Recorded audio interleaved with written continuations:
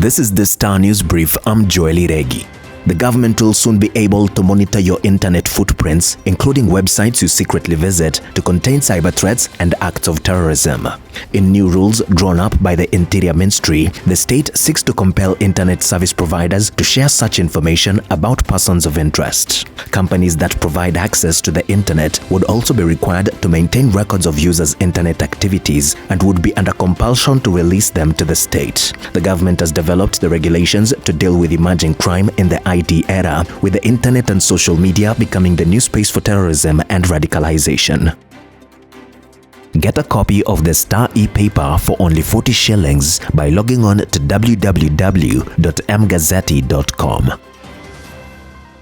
Wiper leader Kalonzo Musyoka is seeking to position himself as the new opposition voice as he aggressively assembles a formidable 2027 political machine for the presidency.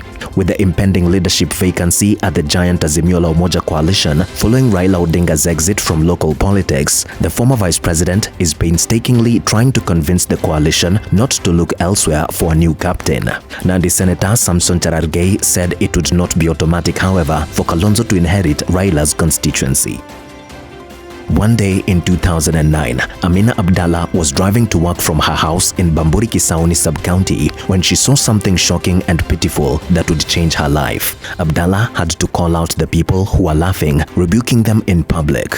But then they made an even more hurtful statement. She asked the laughing bystanders to help her take the naked girl to hospital. Maybe she could be treated and be normal.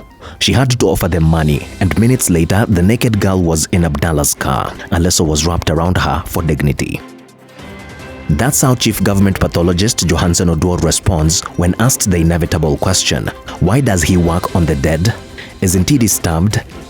Based on the nature of his job, some people might expect him to look strange, but that's not the case. To him, dead bodies are harmless. When they're alone, they don't move. They won't hurt you. Oduor has become a household name across the country. When his longtime wife passed on, he knew for sure she died of AIDS. Even so, he kept on living in denial in the hope that he may not have contracted the disease. His thoughts were focused on his last-born daughter, praying against all odds that he was living a dream that she could ultimately become a victim. This was the chilling admission by 52-year-old John Opio, name changed, who opened up and shared his trials and tribulations of living with HIV for 22 years. Get a copy of the Star e-paper for only 40 shillings by logging on to www.mgazzetti.com.